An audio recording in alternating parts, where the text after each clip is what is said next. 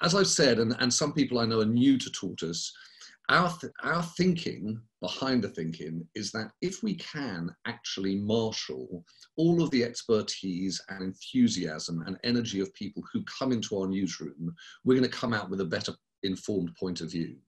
And with that in mind, we're not really after questions. In fact, the one rule of the thinking is no questions. We want to hear what you think, your point of view. So please do weigh in with what you have to say.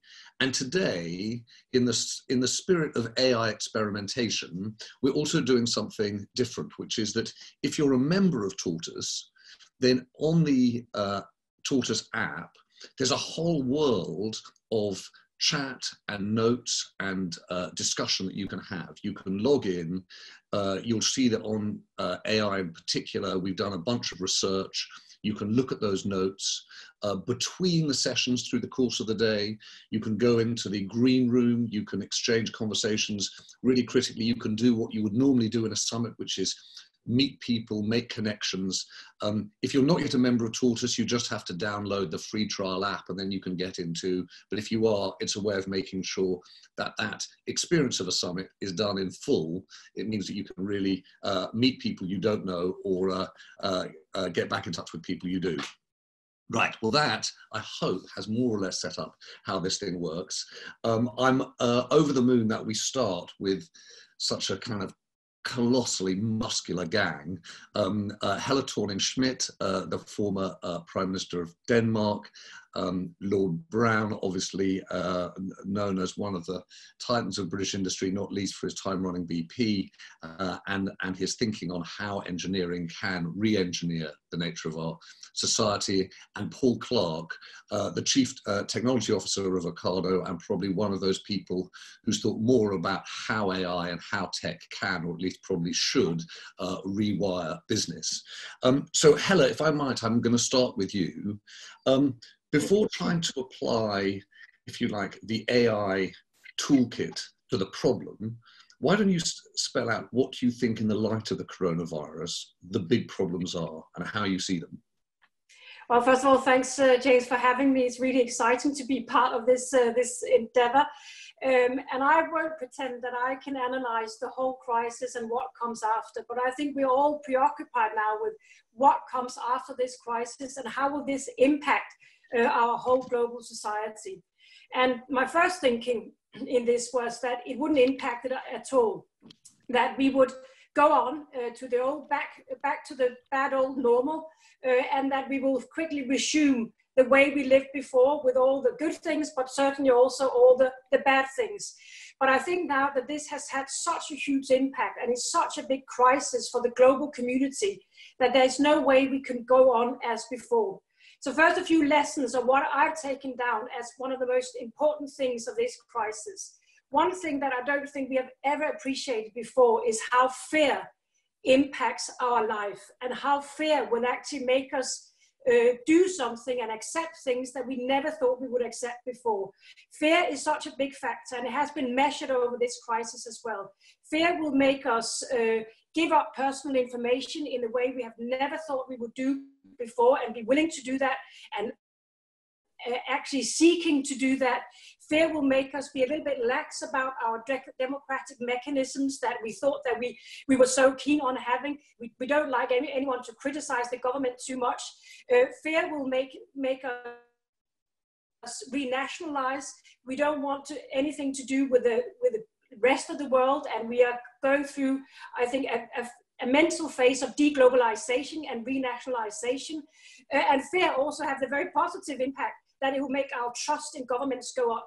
I just saw figures yesterday that shows that the trust in governments across the globe has actually never been higher as it is right now, which is quite remarkable. So fear will do strange things to us, and I think that is the key to understanding how technology and AI will impact us after all this.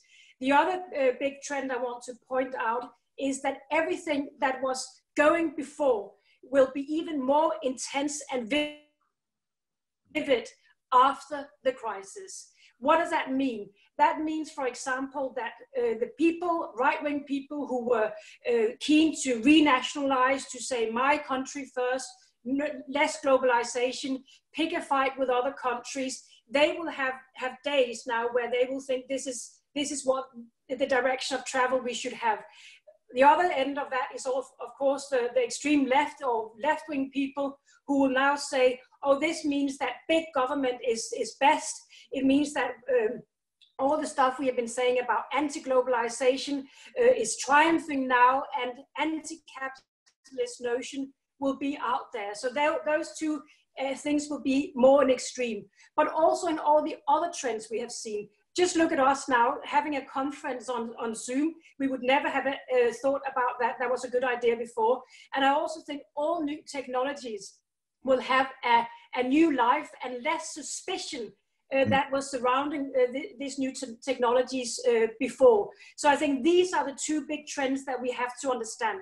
And then to the question, how will that mean how we can take technology and AI into the next phase? Yeah. Well, one thing I think will be the big, I hope, of course, that moderation will win after this, that we will find a new way to building a global capacity to solve big issues like a health crisis. I hope that that is what we're going to do. And in doing that, we will need big technology, big AI to manage that. Just think of this. If we're all going to travel more or less the way we were before, we will have to have a new infrastructure in place about how do we track people who have been on an airplane, who do they sit next to, how can they get access to an airport, what follows from when they have left the airport. This is just a small part of the new infrastructure we will have in health services after this crisis, and I can't see that we can do that without new technology. Another perhaps bigger issue is when we finally get the vaccine, how will we actually make sure that that vaccine is not sold to the highest bidder? What I mean by that, the wealthiest countries will get access to this vaccine, but we will leave the rest of the world, the poor part of the world, outside this. How will we make sure, without a new infrastructure, both politically, but also in terms of technology, that we get a fair distribution of both therapeutic medicines that we might have, but also, of course, a medicine. And I think this will entail a new political infrastructure, but also a new technology infrastructure. So these are the things that will push all the trends that were there before will be even more intense and vivid after that, including AI. I'll stop here. That's, Helen, that's great. I was looking, I'm really interested that you start off with this point about fear. And I'm struck by the fact that you go directly from fear to the impacts on trust and trust in government. I was seeing this YouGov survey that had been tracking trust in government, and actually it's very closely linked, of course, to levels of fear. When fear's high, strangely, trust in government actually comes up. And I suppose I'd like to just pick up on that in a specific regard around AI. If you think about the last 5 years, if anything, the direction of travel had been to greater public suspicion around private corporation use of data. I know you've recently joined Facebook's Oversight panel, and I'm sure that was a pretty significant decision for you to think, okay, well, how am I going to be involved in the oversight of that organization and its use of data?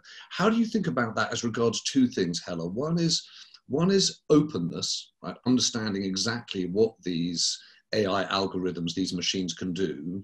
And the other one is accountability, the response to public concerns. Well, first of all, it's many different questions. Let me just briefly explain what this Facebook Oversight Board actually is, because many people might not have heard of it.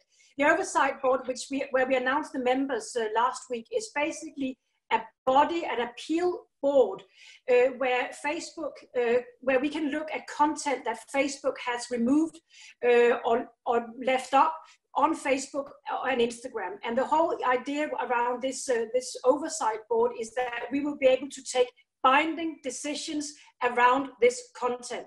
And when I say binding, I mean that Facebook has to follow our decisions.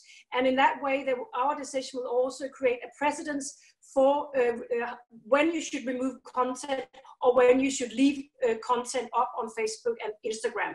And of course, this is very new. And one of the issues that we will be looking at is how much exposure a piece of content have had.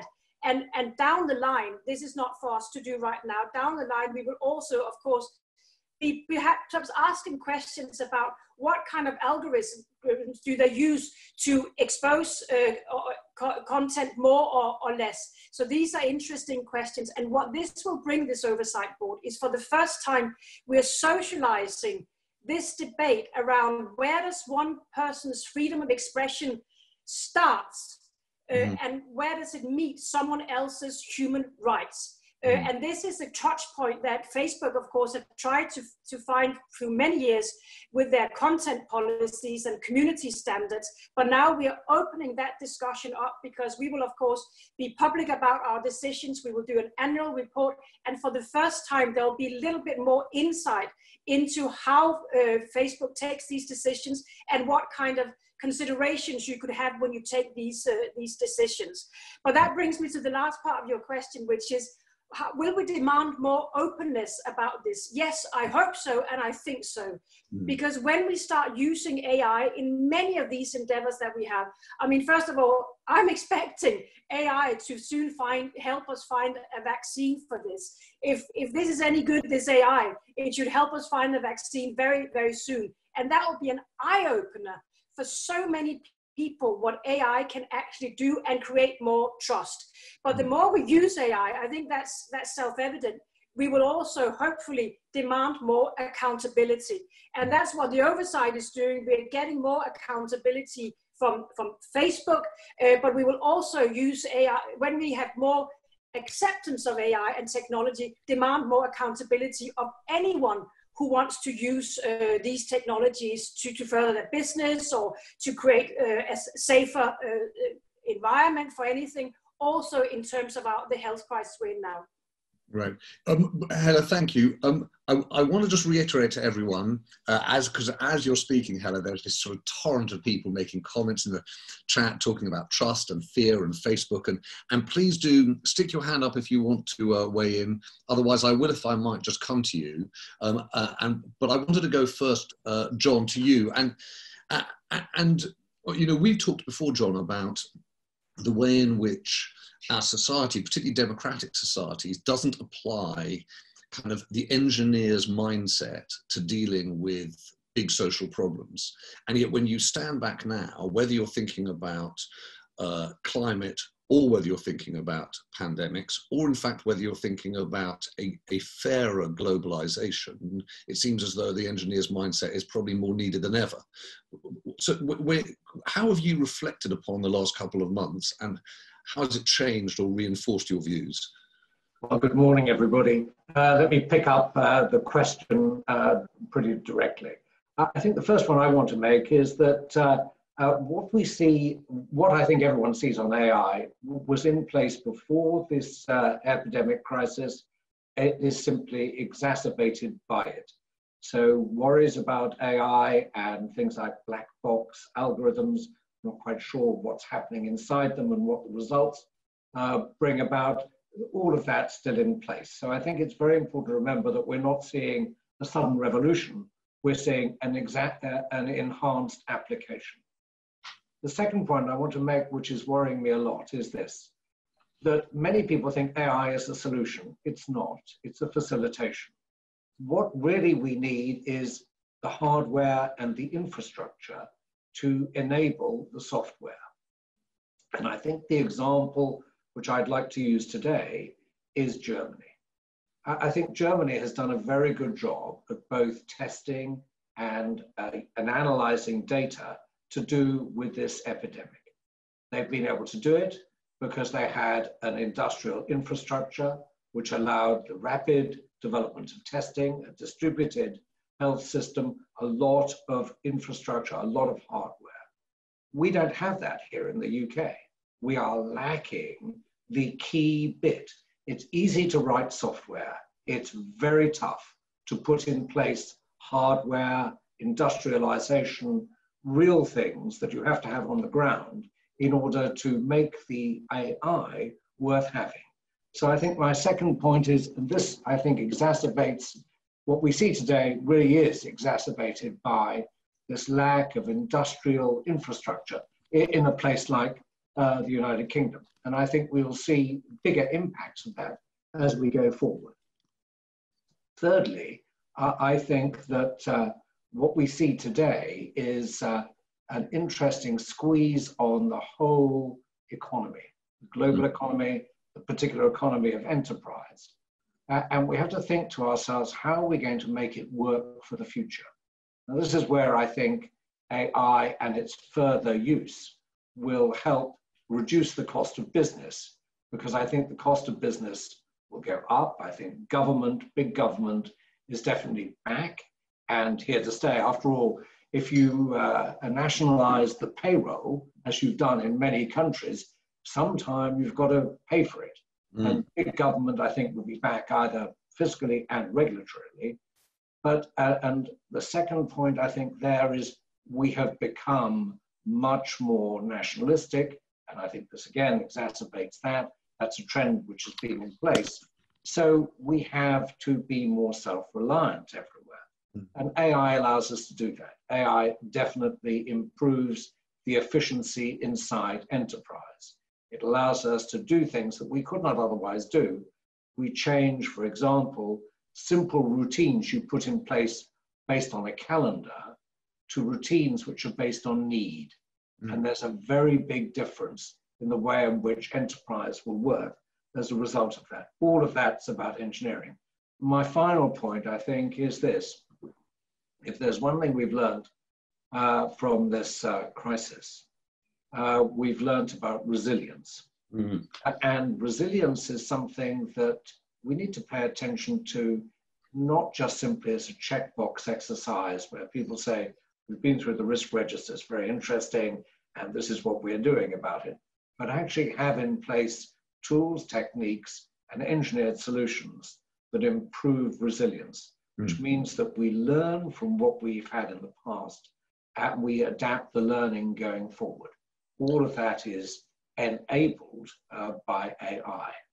No, and if I may, my final point, which is not so much AI, but I think it will be, AI will be clearly part of the solution, is when we've experienced something as bad as this pandemic, I think it reminds us that nature is a far more important thing than any prime minister, a public official, a billionaire. It's far more powerful. And when it decides, as it were, to do something globally, we all have to respond. I think we should bear that in mind. I think everyone will bear that in mind. I think they'll be worried about their health for a long time. After all, lungs, clean air will be a very important combination for everybody. But what's coming down the pike, of course, is climate change. And that, I think, is a much bigger, much bigger example of what nature could do. And we better be sure we really take that very seriously now. I think we've experienced this tragedy, many people dying, lots of confusion, lots of long-term changes with one virus.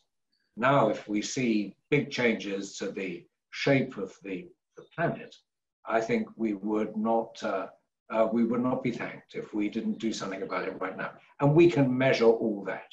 We can measure from satellites, we can measure from the land, about who's putting out what gases, what should happen. All of that is enabled now and capable of doing, we can do things that we couldn't do in the past. John, can I just pick up on your, if you like, your third of the 4 points, the points about the squeeze to the economy. In a moment, I'm going to bring in Ross Clark, and we're going to begin to sort of turn to a kind of, I suppose, a more focused look at AI, starting with a definition of it, and then bring in Paul. But I just want to pick up the context point about the nature of the economy. I think, like lots of people, I probably spend the first 2 or 3 weeks of this in this rather sort of bewildered but quite optimistic state, in which it felt as though there was a hiatus. It felt as though we were looking again at the way our life could be and how we might live next. And the sense of possibility was much greater. In the last few weeks, as you see the scale of the recession that we're going into, I've become much more concerned and even skeptical that actually businesses, governments, individuals in a recession have the capacity to take on really profound structural changes? Do they have the resources to innovate and experiment? Frankly, do they have the will and the capacity to try new things when they're just trying to, if you like, get back to work? What's your view? Do you think that the recession will actually inhibit some of the ability of people to deliver a new way of working, a new structure for the economy, particularly with an eye to climate? Well, I think if we just look at industry today, and certainly all the people and all the businesses I'm involved in, task one is to make sure you have enough liquidity, you can keep going, you can pay your teams and retain the teams for the future. It's really very important activity. But actually, without an eye to the future, there's no point in doing that even. So we have to reinvent innovation, which we can do, and which we must do, probably on a more focused basis. I think we've had a pretty luxurious view of innovation. I think it's got to be more focused now, and we've got to look for more directly coupled outcomes to the investigations that are being done. I think AI, allows us to select and sort and sift to what it is, after all, an optimization process, which we can apply. But importantly, I think I want to come back to what we're doing today. When you look at so many of the industries I'm involved in, and I sit on the board of something called Spark Cognition. It's a company that does a lot of this. We deploy techniques which improve enormously and very differently the effectiveness and efficiency of industrial processes. And that is important because it reduces the costs, and costs will remain very important. They always are, but they'll be even more important as we get squeezed on resources generally. Yeah. So that is important. Okay, John, thank you very much. Paul, just before I come to you, I want to just see if I can bring in Ross Clark. There's a fantastically involved, or actually not even that involved, but a fantastically heartfelt discussion already going on about defining AI. Ross, are you there? Is he there? The conversation, just to let you know. Can you hear me? Yes, I can hear you. You are. Okay. The moment I can see it. There you are. Yes, I can. I thought the AI was going to get me there. But thank you all for the opportunity to join this. It's great for those of us who don't live in London to be able to access this on the same basis as everybody else. My question was a fairly fundamental one, I guess, about how we would define the term AI. Because a lot of what I'm hearing is really about the use of big data and big computers to crunch numbers, which is great and has its advantages. But isn't AI actually a bit more than that? We think about sort of specific AIs that have learnt to play Go and chess. We think about ones that have got better at scanning retinas than the best doctors in the world. And then if you listen to, I don't know, somebody like Sam Harris, they'll talk about the horror of AI becoming sentient and taking over the world and turning us all into its slaves. So if we could have a bit of definition, that would greatly help my understanding, if nothing else. All right. Well, Ross, that's very decent of you, and I'm going to do the not particularly brave thing of passing that directly. Paul, this happens every time we talk about AI, whether or not AI itself is, if you like, a sort of piece of branding that, depending on your point of view, is a solution or a scare. What are we talking about at the moment, and what do you think we're going to be talking about in the next 5 to 10 years on that spectrum between data processing, machine learning, and an artificial general intelligence? So I'm going to be the unruly cat, I'm afraid. I'm going to come back to that one, but I want to. There's a bit of context I think I need to set first. I mean, in terms of what John was saying about resilience, I couldn't agree with that more. I mean, as I see it, if you can bring down a whole planet by stacking 3 crates of animals in the wrong order, then there's a hell of a lot we've got to fix. And it isn't even at a country scale; it is at a planetary scale. I think. This is a worked example, this crisis, for about the tools that we failed to build, if you like, in the previous peacetime for the battle that we're now fighting. And so, you know, one of the most crucial things from my perspective is how we learn from that and make sure that in the next peacetime, as and when it comes, that we don't make that mistake again. And, you know, that's about vision, you know, for what this sort of smart, prosperous, scalable, sustainable and resilient future might look like. But as well as wedging the kind of the window open that the forcing functions of COVID and 19 and climate change have created, I think one of the greatest risks we face, you know, in making sure that going forwards we have much more big long-term disruptive thinking, which indeed is going to have to span multiple parliamentary terms, and I think that's obviously got implications for our democracy and our vision for civil society. The real danger, as I see it, based on human nature, is that when the immediate crisis is over, whenever that is, and the sun is shining again, there's a real danger that kind of planetary oxytocin is going to cut in, and that will deaden the pain, you know, that we've lived through and the price that we've paid. And that could lead to a resurgence of short-term thinking, which I think would be absolutely catastrophic. I then want to pick up another of John's point, which is this whole point about infrastructure. Hold on, Paul. But before we pick up on John's point, let's try and nail down this definition point, because I think there's a lot of people in the room. When we talk about it today, and I think you and I have had this discussion before. I remember a friend of mine saying that they'd finally cracked what AI is, and they'd said that AI is like 10 billion 5-year-olds moving blocks from one side of the room to another, i.e. At this stage, it's a colossal capacity in the management of data. Actually, even machine learning is still quite limited, except as regards specific tasks. And if you like, the sort of much feared artificial general intelligence is possibly will never happen, and certainly is a long way off. What's your read on where we are? So one of the challenges is that AI is not a thing. It's a basket. It's a basket of different technologies, of which machine learning is one, and natural language processing and image processing and any others are in that basket. And it's like a toolkit where for the right kind of problem, you need to take the right sort of technology out to solve it. And obviously the one that is yielding most results at the moment is machine learning. And as you say, you know, who knows quite when and whether we will ever get to what people refer to as general AI. But I don't think that really matters at the moment, because I think we can get on and use the tools that we've got. For me, I think some of the most immediately applicable uses of machine learning are around helping create smart machines, which is, I suppose, what we do at Ocado. And lots of those smart machines are needed, you know, in this period of crisis. And I think one of the challenges is that it's very hard to magic those out of thin air. If you want those smart machines to help you in a time like this, you've got to weave them into your society, you know, during normal life.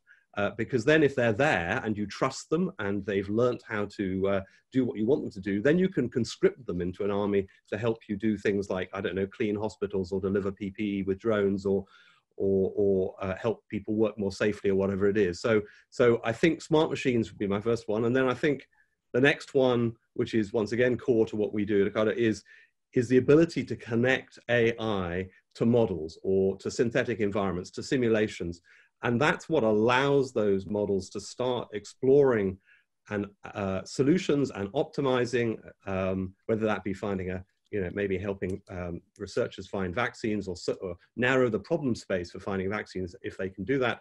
But there are lots of other things that you can do. And I think this role of synthetic environments is another lesson that we have to take away. So as John was saying, infrastructure isn't just roads and railways and utilities. It's the digital infrastructure that lets you do this kind of scalability by on demand, that lets you innovate faster, that lets you be more agile and adaptable. And a lot of that learning can happen in synthetic environments. And indeed, many teams like ours, when faced with lockdown, have gone off and luckily have those simulations to be able to carry on working and innovating without access necessarily to the physical world. And then if you can combine kind of AI and those digital environments, it allows us as human beings, I think, to learn faster than we can in the physical world. Right. And then, Learn faster. One last point. Of course, but I just want to understand. Learn faster, Paul. You mean not just the machines? Us as individuals learn faster from those synthetic environments. Well, from synthetic environments, but one of the nature of machine learning, or indeed AI, is that it is a recursive technology. You can use one generation to help train the next. Indeed, right. You can often use these models to generate data for training machine learning models before the real data exists. I mean, right. That's certainly core to what we do. So it allows you to anticipate, if you like, the physical world before it comes into existence. I think one of the challenges we're going to face coming out of this is this: on the one hand, we're going to want more intelligence and automation to help deliver the resilience, to help build those tools we perhaps didn't have going into it.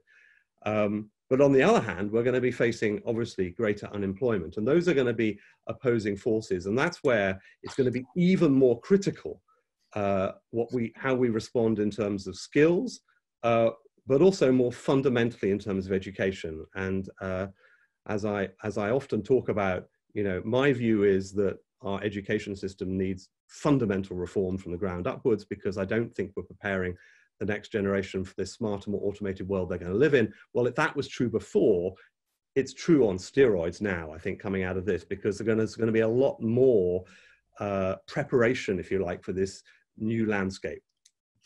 Paul, thank you so much. And sort of that actually leads perfectly. I'd like to bring in Paul Lee if I can, because even before you said that, Paul Clark, Paul was saying that John's comments were about exacerbating certain trends. And one of the questions there is about the trends that, even with the best intentions, technology exacerbates. Paul, are you there? Can you hear us? Yeah, I can, and hopefully you can hear me. Yeah. Yeah. So this question of exacerbation, I was wanting to ask the question, or raise the issue of AI potentially exacerbating unfairness, the various unfairnesses that we currently face.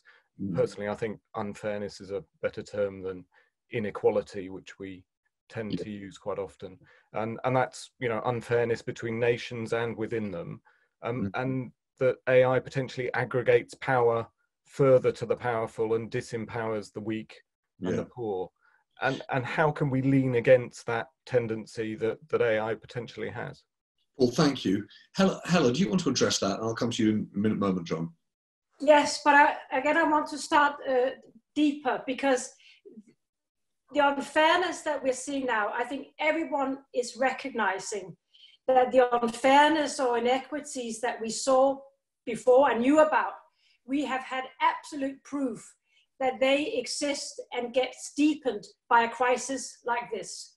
One thing that has really shocked me is how very few countries have managed to look at care homes and put real protection in for the elderly population. You see that from Sweden to the UK, how care homes have been left alone almost, and that means that the mortality has been far too high in those places. So that's one thing. We see that the weak and the most marginalized are paying the highest price.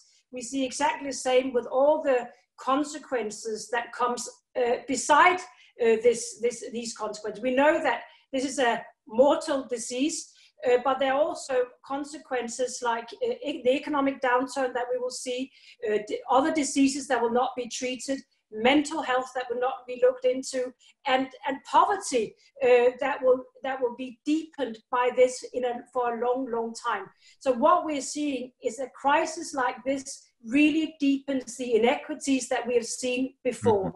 And I hope that we can find a way for AI to actually help that and put a focus on that, because after all this, don't we need to understand this much better? Don't we need to understand what these inequities are and how they get exacerbated by a crisis like that? And could more data and more and easier access to actually understand this data, could that not help us to understand this issue, but also try to prevent it? So that's what I'm hoping. So I'm also hoping that after all this, we will see a political environment. I have my doubts, of course, because it's easy to be skeptical. A political environment globally that will build a new infrastructure to also deal with these issues of inequity, and also building in the thinking around how AI can help us to go up against that. Right, but Hella, thank you.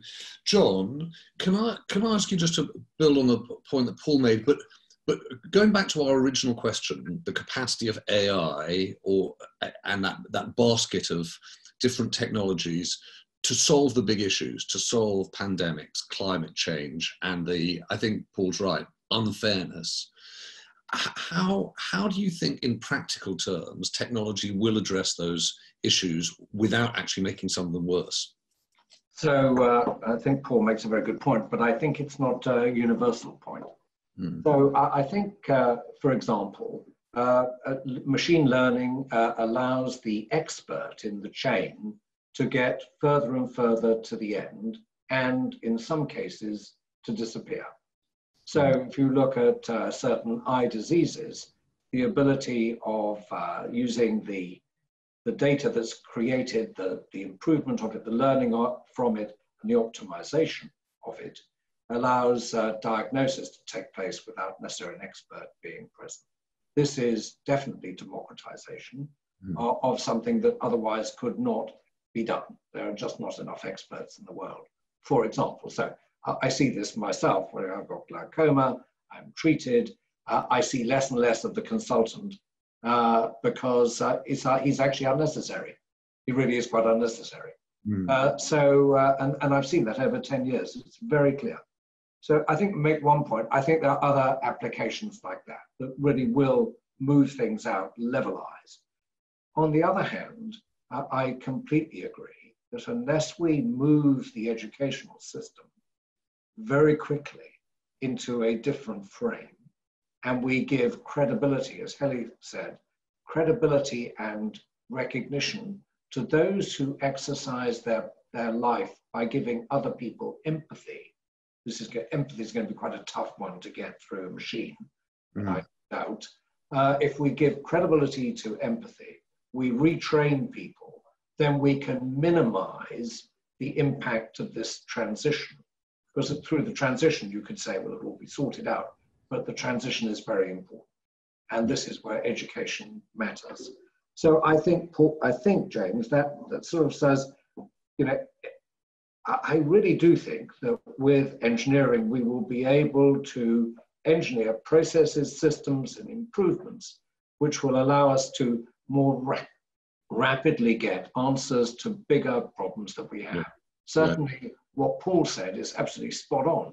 You know, we're able to run experiments to figure out what we're actually doing without actually affecting the physical world, so that when we come to build something, it really is right. In ways that when I started my life as an engineer, we couldn't conceive of. Right. Now you can do all sorts of things. Digital twin of everybody, except I hope for me, I don't think I've got a digital twin. But lots of machines do, and lots of factories do, lots of very important things. I just make the point again, we have to build these things actually physically in the end. We cannot live on software alone. Yes. That is a very important point, I believe, for the future of this country and for quite a bits of Europe. John, thank you. I'm just going to bring in, if I might, Andrew Gale, because Andrew had his hand up for a while. If Andrew's there, there's going to be a sort of final point on which to wrap up before we head towards our next session. Andrew, are you there? Yes, I'm here. Hi there. What was on your mind in a flurry of comments? What were you thinking about? First of all, once again, thank you very much for the opportunity. I live in Ireland and wouldn't normally have the opportunity to come to London to your thinking, so it's great to be here. I suppose I've got perhaps a far less sophisticated perspective on this than most other people attended here. I've only just started kind of considering the ramifications of using AI, really. But so excuse me if I come from quite an emotive kind of place. But when COVID hit and when I started to observe the impact on the community around me, I was struck by two feelings kind of emerged. One was a kind of sense, a renewed optimism, a sense that, this might help bring communities together in a way, as opposed to how they've been kind of split apart by AI already in terms of social media and everything. That's, that the reaction is people are coming together a little bit more. And the second one was a kind of hope that, expertise that has so fundamentally been undermined by the kind of echo chamber bubbles that are created in social media once again, and by the kind of conspiratorial nonsense that goes on online, expertise might see a kind of return to some sort of authority that we respect in some ways. And so I was watching, funnily enough, Brexit and Uncivil War just yesterday, and then thought to myself, it's funny though that our immediate inclination to turn to AI as some sort of solution, and it's understandable given everything that's been discussed so far, why that would be the reaction. It's so funny that AI was what people like Dominic Cummings turned to, right, means of separating us. And so there's just this interesting dichotomy between, on the one hand, AI is narrow AI, never mind general AI. Narrow AI is what's caused so many problems already within the world, put us apart. Yes. How are we going to kind of mitigate or defend against that moving forward? There needs to be some sort of moral, ethical framework in place, and it needs to be given far more funding and consideration. Yes. Moving forward. We can't just kind of be leaping straight into this, if that makes sense. It totally does, Andrew. I think that if you think back to the sort of founding myths of the internet, one of them was that, that the internet would be this great democratizer, it would create great cohesion. And in fact, what we've seen is so much polarization, and it's taken us by surprise. The question is what the next generation of technologies will do. I'm going to, if you know me, I've had a lifelong battle with punctuality, and it's one that I'm losing. I'm going to try so that we keep today on track to pull this session to a close. If you've been to one of our think-ins in London, I'm ashamed to say that most people will tell you that the best bit is the bit actually before and after the actual thinking, when people get together and can share what they think. And it's the reason that Michael Kowalski, who's our head of product, has been working night and day to try and develop in the app a capacity for us to chat to each other. So there's a green room you can go in and follow up and say, wasn't that brilliant? Or I totally disagree. Or I really love you pointing me to that paper. Can you tell me more? Please do that. If you're not a member of Tortoise, just download the free trial and you're in, and you can get on with it that way. We're going to be back in about 15 minutes. But in fact, at exactly 10 o'clock. A thinking ends with the editor, in this case me, trying to pull together what we've heard. And of course, we bit off more than we could chew in our very first session, which is trying to frame what artificial intelligence and that basket of technologies can do in the face of these big problems. I think when you stand back, the thing that's most useful is actually the candor that, Hella and I felt John kicked off with, which is about fear, intensification of existing trends, the extent to which, the real squeeze on the economy is going to constrain some of the things that we might do. But I also felt as though we stood back and said, look, this is also going to accelerate changes and underline the possibility of whether it's machine learning or data processing or narrow AI can address as regards climate, pandemics, inequality. And I think the things that I came away with that I thought I was surprised by and thought were really helpful were, one, the point that Paul made about education and this sense of an antiquated education system dealing with a 21st century world. That feels like an urgent thing for us, Tortoise as a newsroom, to think about and examine. I'm really interested by the point that Hella made and that obviously reverberated around trust, and what are the mechanisms of trust, and it's not just openness but accountability and leaning in on the issue of trust. I love the point that John made about empathy, and what will the marketplace be for those kind of human interactions when some of the analytical ones are done by AI. But I suppose the thing that I come away thinking is the most powerful in terms of technology is the point that Paul and John made it towards the end there about experimentation, whether it's synthetic environments to test things or digital twins that provide if you like, a guinea pig for understanding the impacts of innovation. That obviously is incredibly powerful. And so as a starting point, I hope this first session has given a framework, some context on the circumstances we're stepping into, but some of the guardrails for how we proceed in applying AI to dealing with some of these big problems. With that, I would like to say thank you everyone for sparing the time to join us, but a particular thank you to Helle Thorning-Schmidt, to John Brown and to Paul Clark. We would give them a huge round of applause now, but instead we're going to give them a cheerful wave, and we'll see you all at 10. Jump in the green room if you have things to say between now and then. Thanks so much. Thank you all.